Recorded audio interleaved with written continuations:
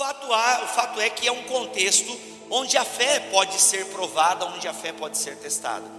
E mesmo nesse ambiente onde pode haver uma perseguição, nós não sabemos, pode ser que sim, pode ser que não, mas com certeza a igreja foi perseguida em vários momentos da sua história.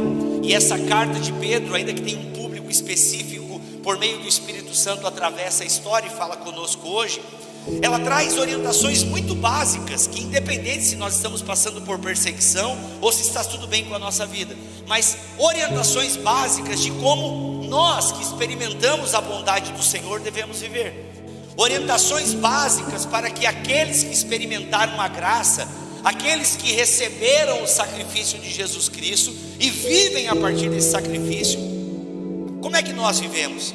Como é que nós vamos experimentar a bondade do Senhor e viver como um salvo? Essa é a grande questão. Nós sabemos que a lei não nos salva, mas a lei é o caminho do salvo, a lei de Cristo. Nós vivemos na lei de Cristo. Eu não quero me deter tanto aqui no versículo 1, onde Pedro faz uma mini lista de coisas que não são legais ter na vida de um cristão. Não faz parte da vida de um cristão essas coisas que Pedro elenca. E percebam, gente, são sentimentos que nos atacam, são aqui características que todos nós aqui podemos desenvolver e certamente em algum momento da vida a desenvolvemos, ou quem sabe estamos passando por isso: maldade, engano, hipocrisia, inveja, difamação. Na verdade o crente ele não faz difamação, ele compartilha motivo de oração. Olha, vou te contar um negócio, não é que eu estou falando mal, mas é para tu orar pela pessoa. Tu sabia que fulano, a fulana, então é assim. E aqui, gente, é só uma pequena lista. Obviamente aqui não, tudo aquilo que está na Bíblia, que Paulo vai escrever, as listas de vícios e virtudes, devemos atentar para isso. Obviamente uma ressalva aqui: o cristianismo, isso aqui que é o mais importante nós entendermos, o cristianismo, a vida de um salvo, a vida daquele que experimentou a bondade do Senhor, não se resume a listas, o que eu devo fazer e o que eu não devo fazer. As perguntas que mais bombam em caixinhas de Instagram é pecado? É pecado? É pecado? Pode? Não pode? Isso? Aquilo? Ou seja, transformamos o cristianismo numa lista de moralidade, e cristianismo não é moralidade. A vida do cristão, o ser um cristão, não se resume a uma lista de coisas que eu não posso fazer. Esse tipo de cristianismo, não pode, não toque, não cheire, não faça, não vá, ele não tem eficácia. Paulo vai falar aos Colossenses. Porque o cristianismo ele não é uma listinha que você simplesmente no final do dia faz check, check, check. Eu vivi esse cristianismo ao ponto de eu achar assim que numa determinada ceia eu estava apto a tomar aquela ceia.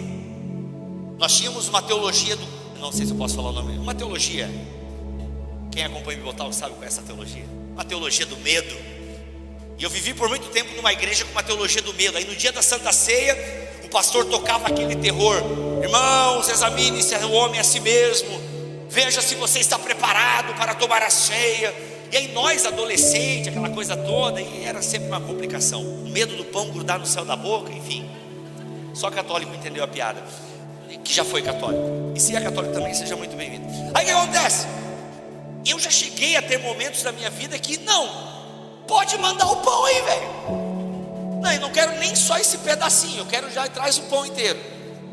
Porque para nós, evangélicos pentecostais, o pão simboliza o corpo de Cristo. Hoje em dia o pão na ceia está tão pequeno que na verdade aquilo ali simboliza o pão, né? Eu não sei, mas lá na igreja a gente serve uma bolachinha, né? Que é o símbolo do pão, que é símbolo do corpo. Gente, meu Deus, o que veio? Né?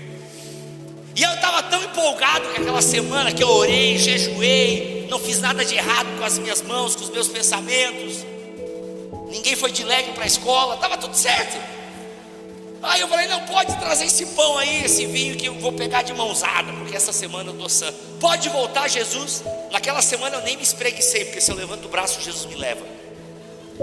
Porque eu achava que o cristianismo era uma listinha. Check, check, check, check, glória a Deus. E cristianismo não é uma listinha do que eu não posso fazer. Cristianismo é uma pessoa, Cristianismo é viver em Jesus Cristo, com as minhas falhas, com as minhas quedas, mas sendo transformado de glória em glória. Então a preocupação de um cristão é, obviamente, a gente vai se livrar dessas coisas, mas não é isso que caracteriza. Primeiro eu experimento a bondade do Senhor, e aquele que experimenta a bondade do Senhor, que entende o sacrifício de Cristo, isso vai ser natural para ele, porque o Espírito Santo está na gente, e aí algumas coisas que antes nós fazíamos, nós não vamos fazer, e quando fizer, vai dar assim aquele embrulho, vai dar ruim, não vai dar, sabe, a gente vai se sentir mal. Por quê? Porque nós experimentamos a bondade. Por isso, aqui em Pedro, o leite espiritual, ele é sinônimo de coisa boa. O leite espiritual, que ele fala no versículo 2, quer apontar para isso. Olha, anseie, como uma criança anseia pelo leite materno. Eu tenho um filho de 3 anos que ainda mama, e é uma coisa horrorosa agora já está cansativo. Está bem cansativo para minha esposa agora. E está difícil desmamar, por conta da condição dele. Mas é incrível como não tem hora, não tem lugar. Se ele está com vontade, já vai baixando, né? A minha esposa agora está tendo que usar burca, porque senão ele já começa a baixar a blusa dela em público mesmo, né? E aí assim, tipo, mas é a ânsia, né? É um desejo. Agora com 3 anos já é meio esquisito, mas no começo, né, a criança, ela deseja aquele leite, deseja a comida. Então Pedro utiliza aqui essa regra. Leite aqui em Pedro é uma coisa boa. O que é esse leite espiritual? Pelo contexto da carta de Pedro, pode ser tanto a palavra de Deus, como o anseio pela própria presença de Deus. Desejem a presença de Deus, desejem ser alimentados pela palavra de Deus. Afinal, Jesus Cristo é o pão que desceu do céu. Se alimente desse pão. Deseje intensamente o puro leite espiritual.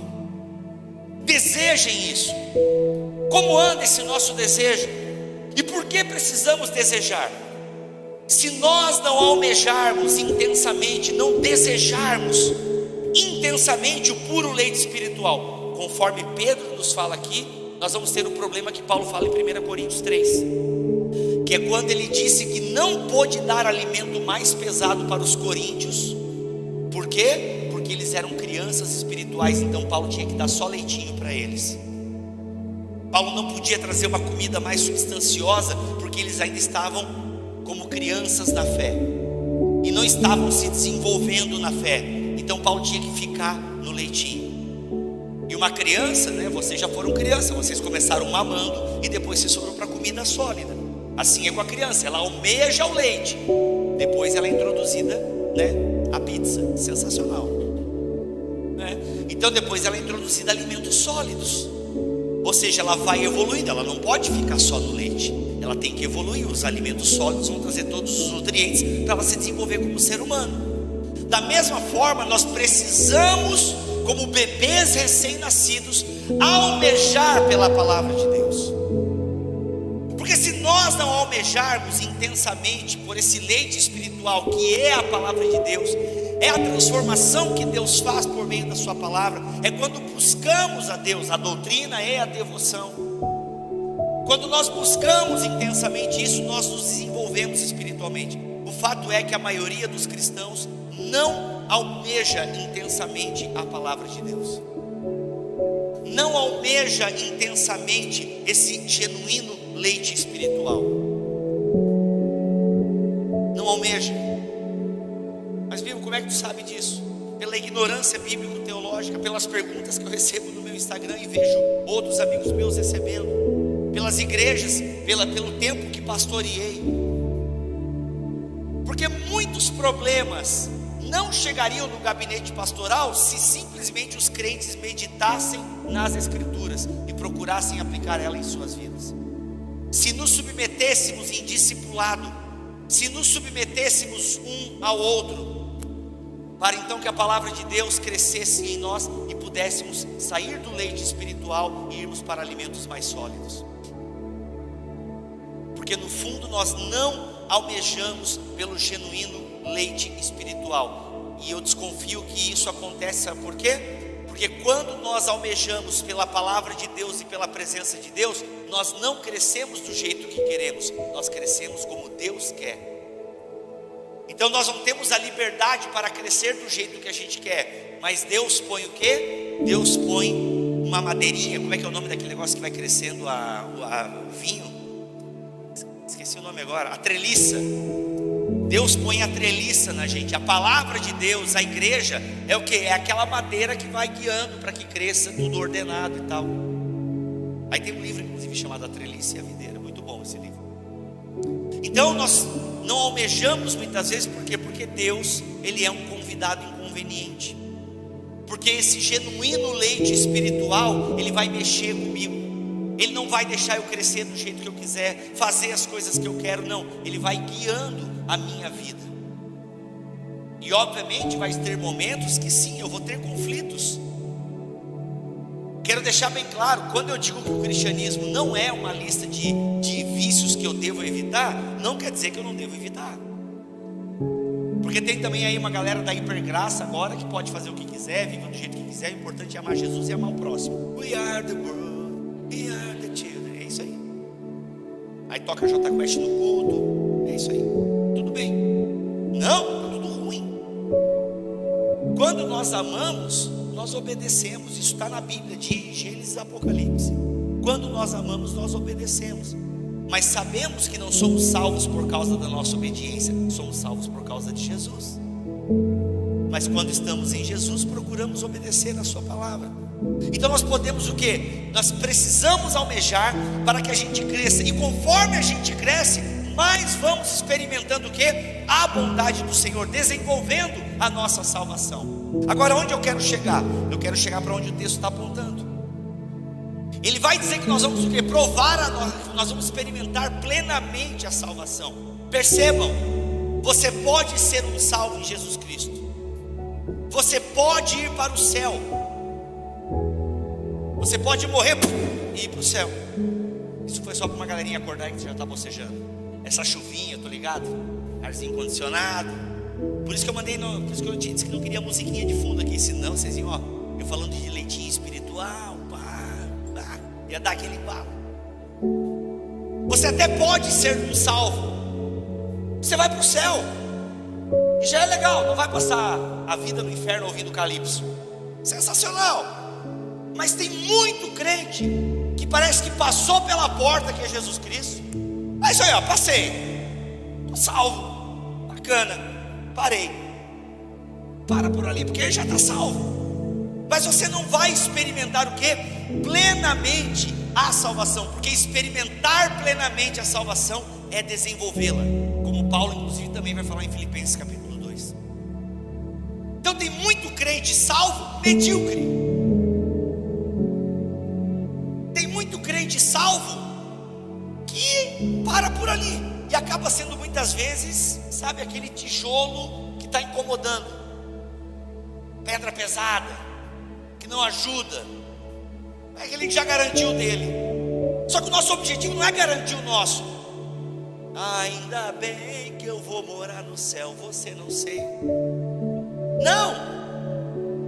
O nosso objetivo em experimentar a bondade do Senhor é saber que Deus escolheu um povo para habitar no meio desse povo. Para que esse povo seja, como Michael Gorin gosta de dizer, uma comunidade contraste.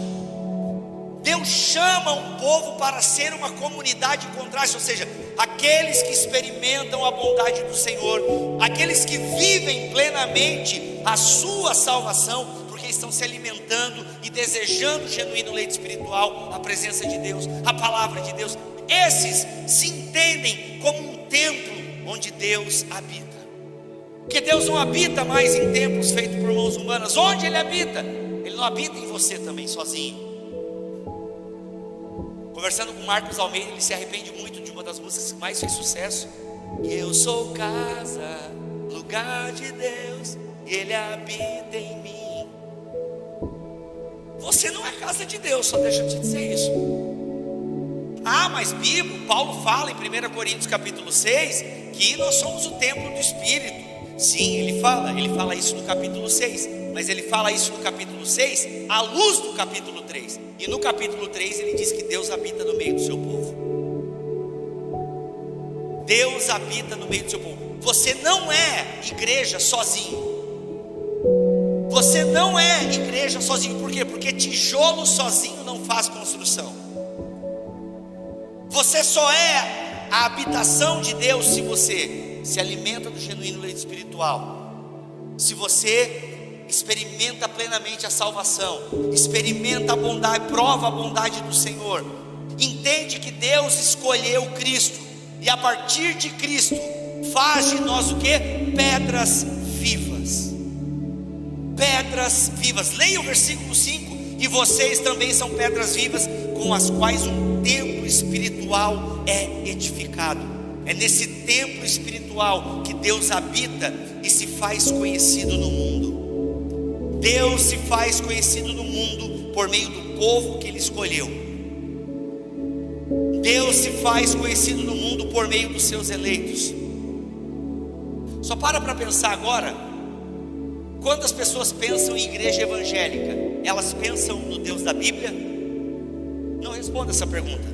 Responda para você. Quando as pessoas olham para a igreja de Jesus, elas vão ver o Deus que a Bíblia mostra, que Deus revela, que Deus se revela? Isso é muito sério, isso diz respeito ao nosso testemunho público. Sim, diz respeito também à sua vida privada. Diz respeito sim à sua vida, porque nos lugares onde você está representando esse povo como embaixador do reino. Sim, diz respeito à sua vida na faculdade, na escola, no trabalho, na sua família. Diz respeito a tudo isso, porque nós somos pedras vivas e juntos formamos a casa de Deus. Juntos formamos o lugar onde Deus habita e manifesta a sua glória. Juntos formamos aquele local onde Deus vai preparar o seu povo para a obra que tem preparado desde a fundação, antes da fundação do mundo. Nós vamos caminhar nas obras, como Paulo fala em Efésios capítulo 2, nas obras preparadas de antemão, para que nós caminhássemos nela.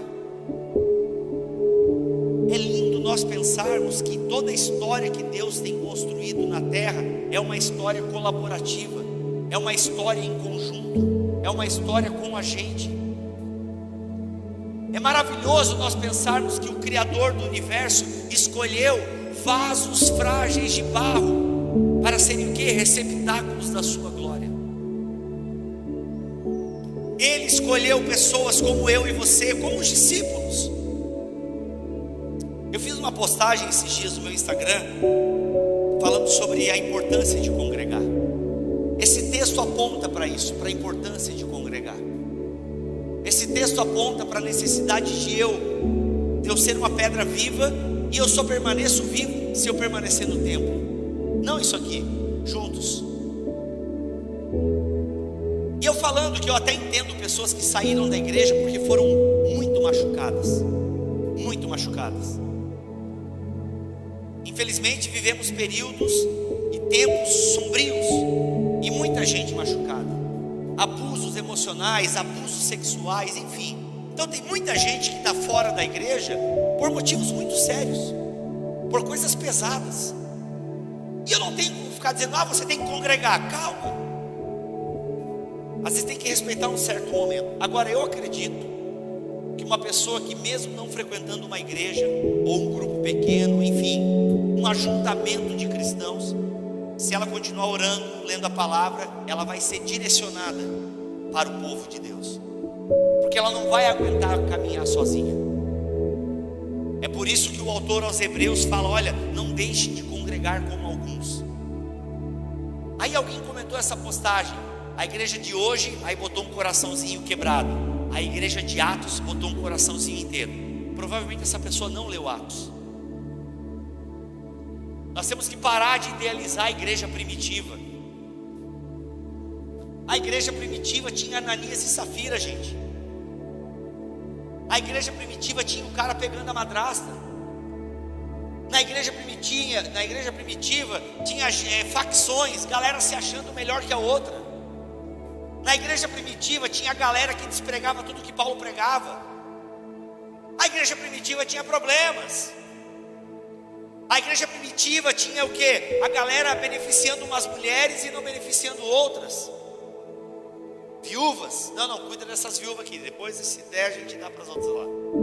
A ponto de Deus tem que intervir. A igreja primitiva era composta de pecadores, tanto quanto nós. Então é meio que nós costumamos, idealizar aquilo que nós não temos acesso. Porque naquele tempo tudo era melhor. Não, é a sua memória que acha que é. Tinha tanto problema como tem hoje. A diferença é que hoje não está do jeito que você quer, e por isso que você reclama.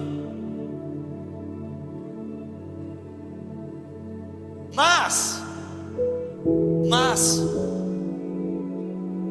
nós sabemos que há um povo, em toda a cidade há um remanescente de Deus. E por isso que eu creio que em algum momento essa pessoa, mesmo machucada por uma igreja, ela vai achar outro lugar para dizer: eu sou igreja, junto com esses irmãos e com essas irmãs. Porque o Espírito Santo vai empurrar. Por quê? Porque Deus habita no meio do seu povo. E sempre haverá remanescente de Deus. Não importa o tamanho da cidade, sempre haverá ali um núcleo de sabotagem divina. O Lewis gosta de usar essa expressão, a sabotagem divina. Deus que está sabotando o reino inimigo. E nós somos esses sabotadores. Porque nós somos o quê? Pedras vivas. Nós somos o quê? Uma casa espiritual. E digo mais, somos sacerdotes desse Deus. Somos sacerdotisas desse Deus. Olha que coisa impressionante. Se antes para ser um sacerdote tinha toda uma cerimônia cheia de guerigueri, agora não, aqueles que são pedras vivas, aqueles que estão em Cristo, são sacerdotes, sacerdotisas do Deus Altíssimo. Isso aqui é uma coisa, é um privilégio maravilhoso que nós temos, de formar essa comunidade contraste, de formar essa comunidade de sacerdotes e sacerdotisas, de pessoas que estão habilitadas pelo Espírito Santo a apresentarem o caminho da salvação. Eu e você recebemos essa capacitação, mas receberão poder ao descer o quê? Sobre vós o Espírito Santo. E vocês serão o quê? Testemunhas. Já pararam para pensar que a gente associa muito esse texto a missões? Geralmente Atos 1:8 ele é falado em contexto de missões. Receberão poder ao descer sobre vós. E a gente utiliza muito esse texto em campanhas missionárias. E porque vamos agora despachar, não, como é que é? Enviar. É uma espécie de despacho também. Despacho gospel, vamos despachar esse missionário aqui. A gente faz um culto de envio. Irmãos, estamos aqui com os missionários que vão lá para o Congo, que vão lá não sei para onde, e vamos enviar aqui. E a gente fala que vão receber poder. A gente usa muito esse texto.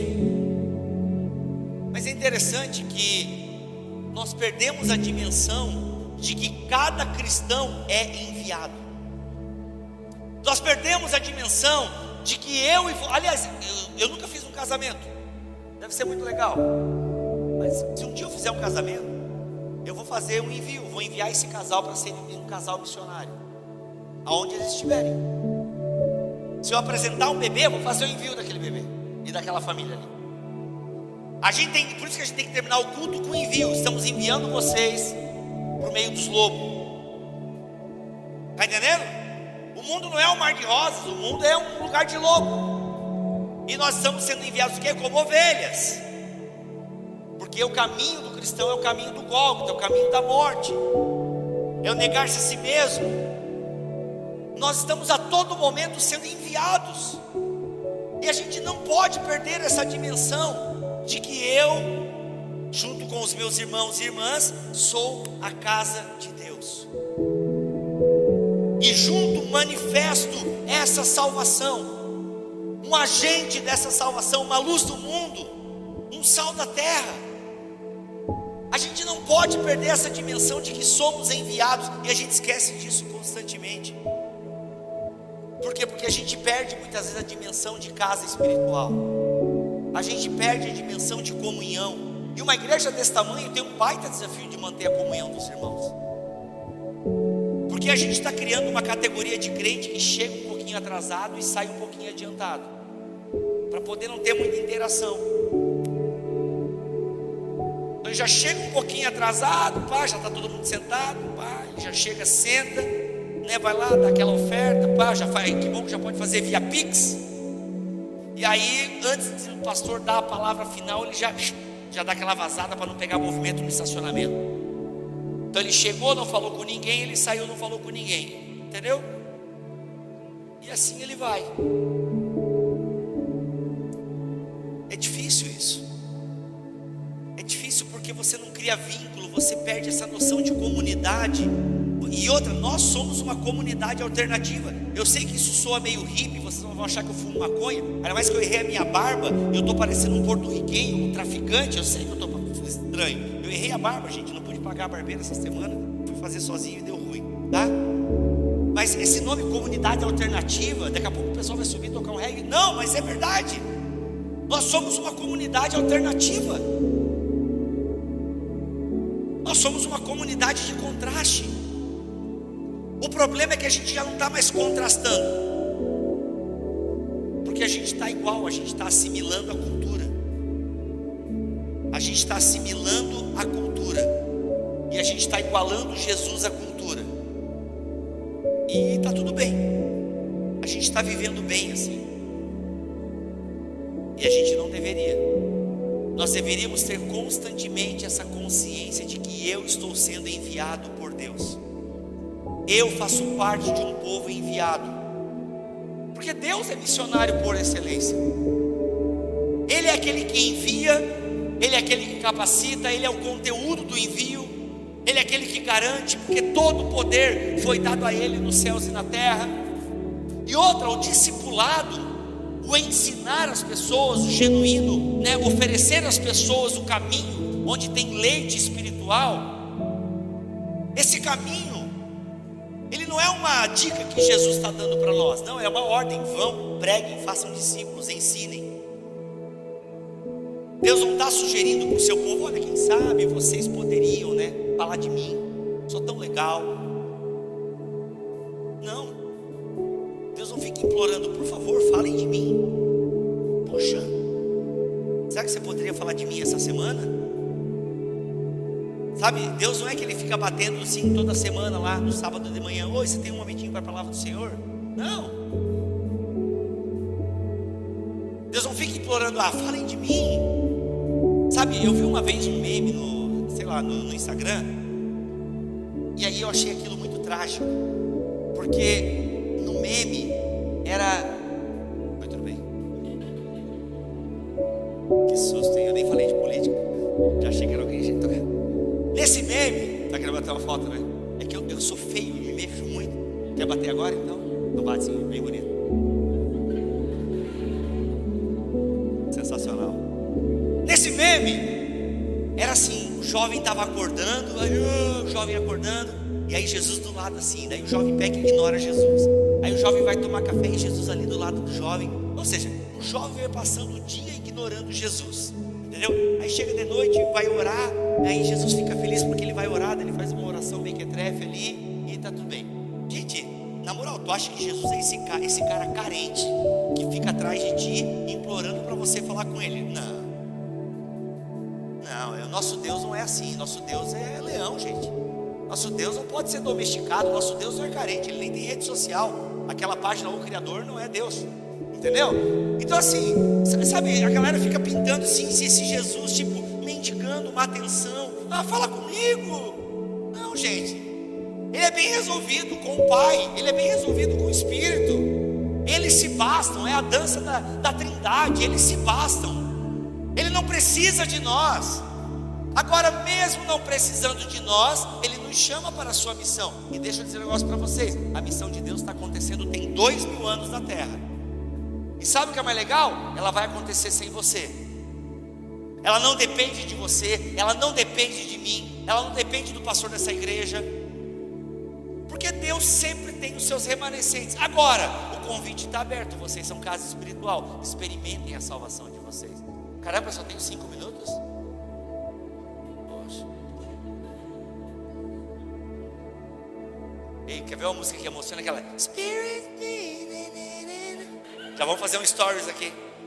Vocês já viram o tanto de asneira que é falado com essa música Oceans do Hilson? Cuidado, é coisa do demônio muitas vezes. Só porque tem o Spirit. Para encerrar, já que eu tenho só 5 minutos. Olha o que diz o final do versículo 5. Ele está dizendo que nós somos sacerdotes santos, santificados pelo próprio Deus, dia após dia. Deixa vir. Nós somos santificados por Jesus Cristo. Aí ele está dizendo assim, ó, por meio de Jesus, oferecem sacrifícios espirituais que agradam a Deus. Percebam que esses sacrifícios espirituais que agradam a Deus não tem nada a ver com salvação. Eu não me sacrifico para ser salvo, eu me sacrifico para ser salvo. Eu me sacrifico. Quais são os sacrifícios que agradam a Deus? É essa predisposição em viver como comunidade, é a predisposição em lutar contra a maldade, contra o engano, contra a hipocrisia, contra a falsidade, contra a difamação, contra a inveja. É essa predisposição em querer viver com os irmãos e irmãs, como casa de Deus, como comunidade de contraste. É esse sacrifício. Hoje eu tomando um café com os irmãos, lá na casa do Marco, eu falando da dificuldade que eu tenho de conduzir um GP, de amar as pessoas, entendeu? Daí até uma delas comentou assim, acho que foi essa, mas tu fala tanto em comunhão no podcast, então, para mim é um baita desafio. Se eu pudesse, eu seria esse irmão que chega tarde e sai cedo. Sensacional. Aliás, eu nem sairia de casa, hoje o culto é transmitido online. Aí eu poderia botar o louvor da morada, a pregação do Hernandes e as Lopes, já faço um menuzinho, entendeu? E aí para janta põe um BTcast. Cara, tô sensacional. Só filé, entendeu? Não, é um baita desafio. Quando tinha GP na minha casa, me dava até diarreia. Nervoso, meu Deus, gente vai entrar na minha casa. Meu Deus, eu só tinha um banheiro na época. Meu Deus, as pessoas vão entrar de tênis no meu tapete. E entravam mesmo assim, aquele tênis Nike 44 naquele meu tapete. Nossa, me dava 3 tipos de ruim, mas eu estava ali, não falava nada, sorria. Minha esposa falava assim, sorria. Acene para a visita. Eu sou tipo aquela criança que a mãe fala, cumprimenta a visita, guri. Essa é a minha esposa, cumprimenta as pessoas. Sai do teu quarto, cumprimenta, tu que vai dar a palavra. Não dá para ir só no momento da palavra. Não, tu é o anfitrião. É isso. É um desafio. É um desafio viver em comunidade. Por quê? Porque as pessoas são complicadas. Inclusive nós, né? Nós somos complicados. Mas é esse conjunto de gente que Deus chama para viver junto, para se santificar, para ser a comunidade contraste, para falar dele. É tipo a Arca de Noé, a gente aguenta o cheiro dentro porque lá fora tem juízo. Não é? Não devia ser cheiroso a Arca de Noé, mas lá fora tinha que ter morte. E essa é a igreja. Tem um capítulo do Lewis chamado sobre o fulano, esqueci o nome do capítulo agora, alguém lembra? Sobre o fulano de tal, enfim. É o Deus no Banco dos Réus, capítulo 18. E é muito legal que o Lewis fala justamente disso. É que a gente adora, a gente vê muito o defeito dos outros. A gente, o fulano tem esse problema, nossa, como o fulano me incomoda, não sei o quê.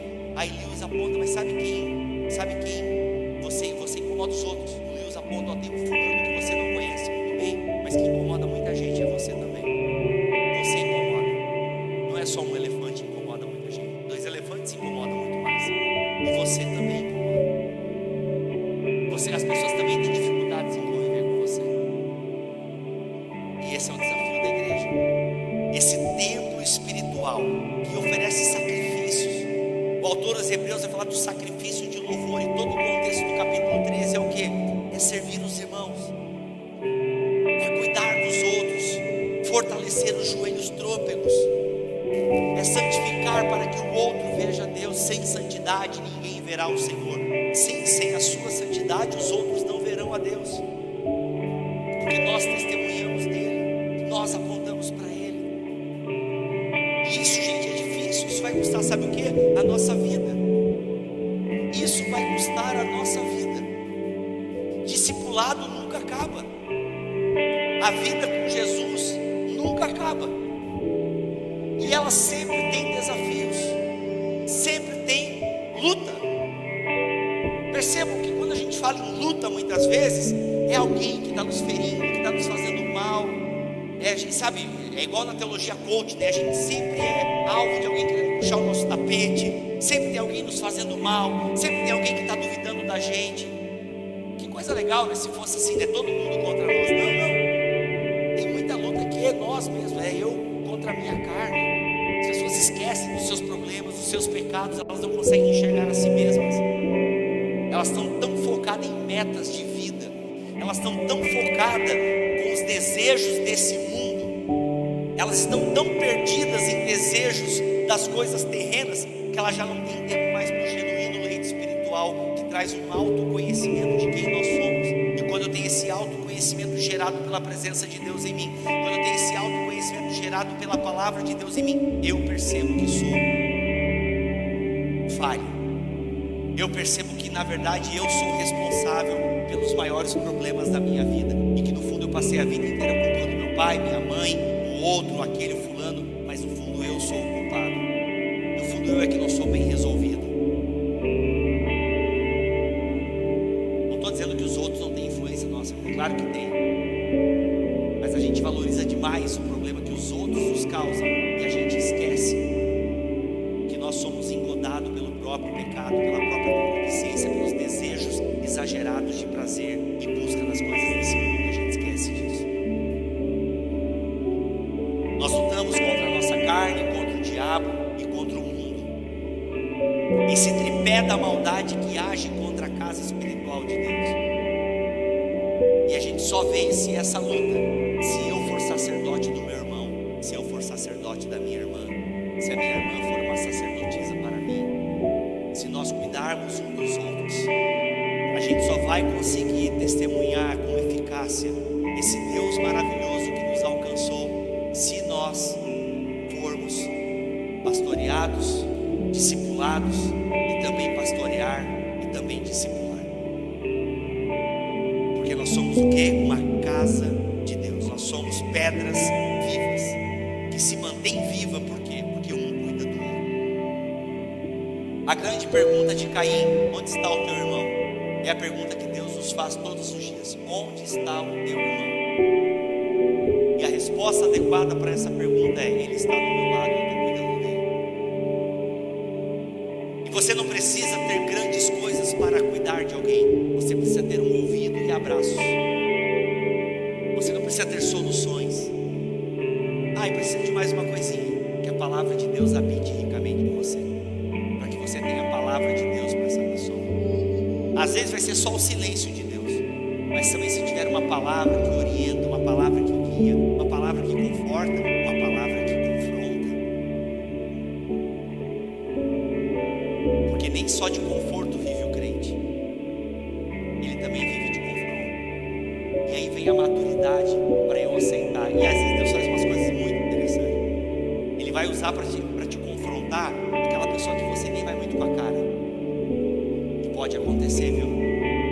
Pode acontecer de Deus usar aquela pessoa, e aí Ele vai te testando, Ele vai vendo se Ele pode contar contigo, o quão humilde você está, o quão submisso você está aos outros. Como a Bíblia orienta: sejam submissos uns aos outros. É isso. Como diz um pastor, né, a gente adora falar de servo, de serviço, até a gente ser tratado como um. Quando a gente é tratado como servo, aí a coisa fica diferente. E digo mais, segundo a Bíblia, devemos ser o quê? Servos inúteis. Servos inúteis, que não tem reconhecimento de nada, que só faz o que tem que fazer. Termino a minha explanação lendo essa parábola que está lá em Lucas, no capítulo 17. Lucas, Evangelho de Lucas, no capítulo 17, a partir do versículo 7, Jesus começa a dizer: quando um servo chega do campo depois de arar ou cuidar das ovelhas, o Senhor diz: venha logo para a mesa comer conosco? Não, ele diz: prepare minha refeição, apronte-se e sirva-me enquanto como e bebo. Você pode comer depois. Versículo 9: e acaso o Senhor agradece ao servo por fazer o que lhe foi ordenado? Da mesma forma, quando vocês obedecem, devem dizer: somos servos inúteis, apenas cumprimos o nosso dever. Estamos preparados para esse tipo de maturidade espiritual?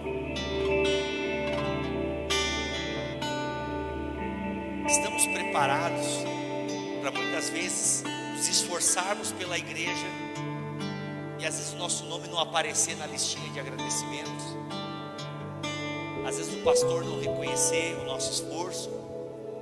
Estamos preparados para esse tipo de serviço? No mundo que a gente vive, de holofotes, de homenagens,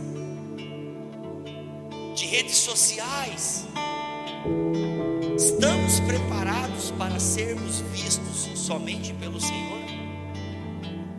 E saber que somos importantes naquilo que fazemos para o reino dele? E no fundo somos apenas servos inúteis?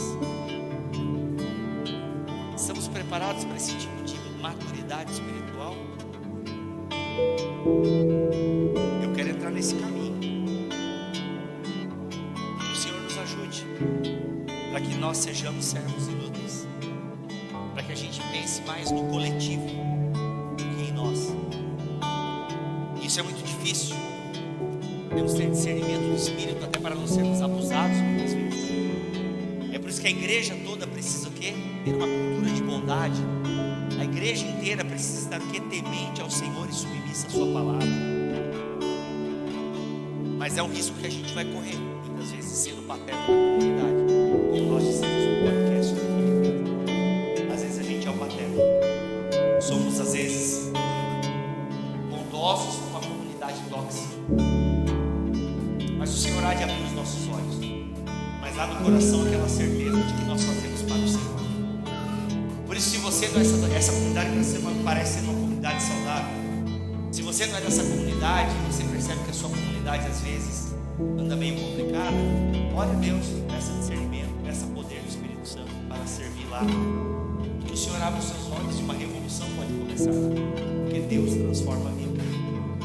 Deus transforma comunidades quebradas em comunidades vivas. E pode começar por você, quem sabe. Mas a gente precisa orar. A gente precisa buscar o Senhor para que o nome dele seja glorificado por meio da nossa vida. Que assim seja, em nome de Jesus.